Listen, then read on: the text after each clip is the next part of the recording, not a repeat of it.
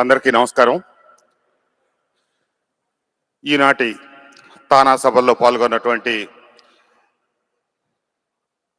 ప్రవాస ఆంధ్రులకి, అక్కడి నుంచి వచ్చేసినటువంటి సహచర శాసనసభ్యులు, పెద్దలు అందరికీ నా నమస్కారం. నన్ను ఈ వేడుకలకు ఆహ్వానించిన తానా కార్యవర్గ సభ్యులందరికీ నమస్కారాలు తెలియజేస్తూ, ఇది 24వ సభ. 22, 23, 24 3 సభలకి వరుసగా నేను రావటం జరిగింది. డీసీలో జరిగినప్పుడు, అలాగే ఫిల్డెల్ఫియాలో జరిగినప్పుడు. ఇప్పుడు నేను మీరెవ్వరూ ఇష్టపడని వైఎస్ఆర్సీపీ ఎమ్మెల్యేగా ఉన్నప్పుడు కూడా 2 సార్లు నన్ను ఆహ్వానించి వచ్చిన ప్రతిసారి గౌరవించారు.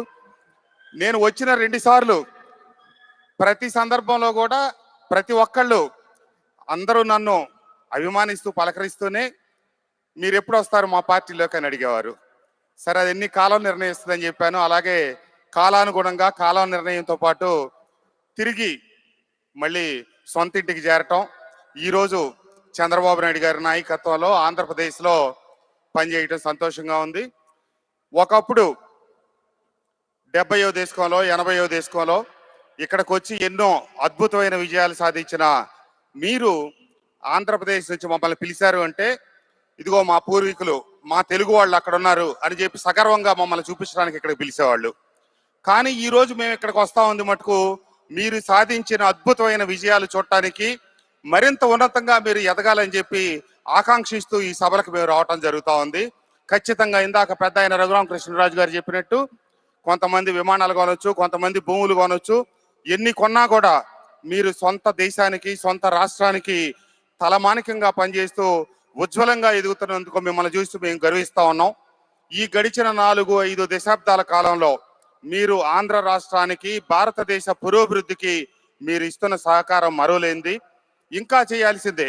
ఎందుకంటే ఈ రోజు ఉదయం కూడా చంద్రబాబు నాయుడు గారు ఉదయం 6:30 నుంచి 1:30 సేపు మాకు జూమ్ మీటింగ్ పెట్టి P4 మీద చెప్పారనమాట.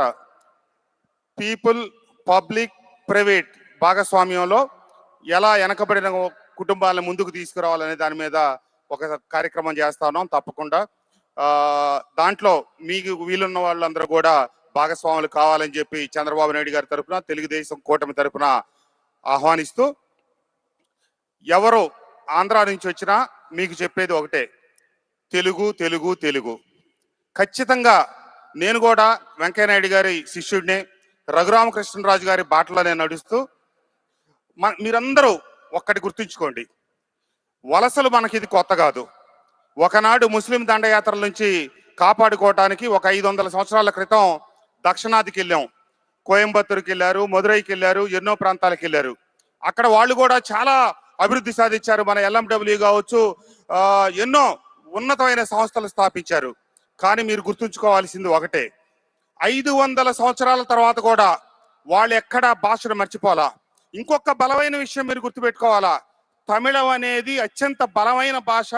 వాళ్ళు పక్క భాషలతో ఏ రకమైనటువంటి కాంప్రమైజ్ గారు, ఎప్పటికీ వాళ్ళు కలుపుకుంటా పక్క భాషల్ని తక్కువ చేస్తా చూసే రకం. కానీ ఆ ధాటిని తట్టుకొని కూడా 500 సంవత్సరాల తర్వాత కూడా ఈరోజు వాళ్ళు తెలుగులో మాట్లాడతారు. కాకపోతే అప్పటి తెలుగు భాషకి ఇప్పుడు తెలుగు భాషకి కొంత వ్యత్యాసం ఉంది. వాళ్ళది పూర్వ భాష, గూడు, కూడు లేదా గుడ్డ, చల్ల అని మన వెనకటి పూర్వీకులు మాట్లాడే భాష.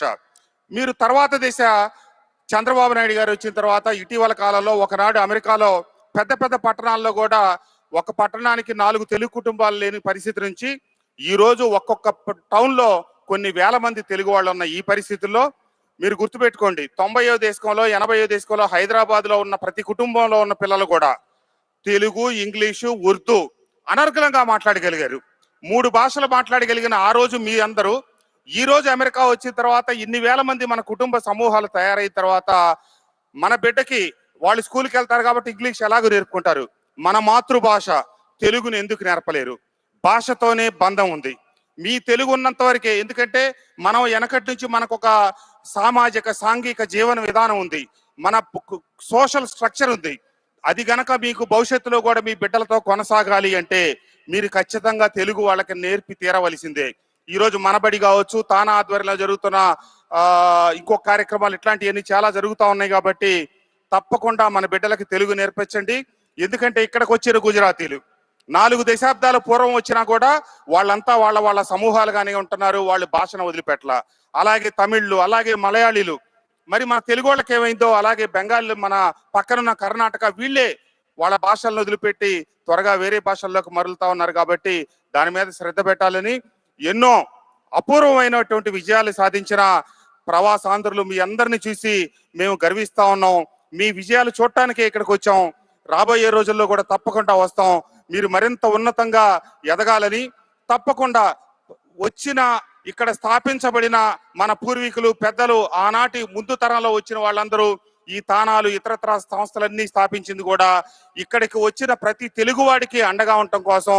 ప్రత్యక్షంగా అయినా పరోక్షంగా అయినా ప్రతి తెలుగువాడికి అండగా ఉండాల్సిందే తప్పితే ప్రత్యక్ష పరోక్షంగా ఏ రకంగా నష్టం జరగకుండా చూడవలసిన బాధ్యత కూడా ఈ సంస్థల మీద ఉందని చెప్పి తెలియజేస్తూ, ఈ కార్యక్రమానికి నన్ను ఆహ్వానించిన తానా వారికి మరొక్కసారి నా హృదయపూర్వక ధన్యవాదాలు, నమస్కారాలు తెలియజేస్తూ, ఈ కార్యక్రమానికి ఇచ్చేసిన పెద్దలకి, ప్రవాస ఆంధ్రులకి, అలాగే సహచర పెద్దలకు కూడా ధన్యవాదాలు తెలియజేస్తూ సెలవు తీసుకుంటా ఉన్నాను. జై హింద్, జై తెలుగుదేశం.